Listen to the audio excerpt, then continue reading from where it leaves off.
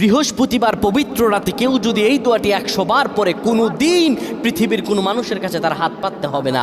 পৃথিবীর সব কিছু তার পায়ের নিচে আল্লাহ হাজির করে দিবেন। দারিদ্রতা থেকে মুক্তি দান করবেন, বিপদ আপদ থেকে মুক্তি দান করবেন, তার সম্মানকে সুউচ্চতা দান করবেন, অসুস্থতা থেকে দূরে রাখবেন।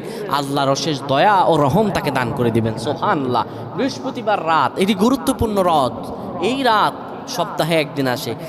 আরবিতে রাত আগে আসে, দিন পরে আসে। সুতরাং বৃহস্পতিবারের যে দিন গিয়ে রাত, এটি বৃহস্পতিবার রাত নয়, এটি শুক্রবারের রাত, এটি জুমাবারের রাত, এটি দোয়া কবুলের রাত, আল্লাহর কাছাকাছি হওয়ার রাত। সুবহানাল্লাহ। এই বৃহস্পতিবার রাত আল্লাহ তাআলা বান্দার দোয়া কবুল করেন। কেউ যদি বৃহস্পতিবার রাতে ঈশা নামাজের পরে পবিত্র হয়ে ইয়া হাইয়ু ইয়া হাইয়ু ইয়া হাইয়ু ইয়া রফিয়ু ইয়া রফিয়ু ইয়া রফিয়ু এই দোয়াগুলো পড়তে পারে 100 বার, আল্লাহ রাব্বুল আলামিন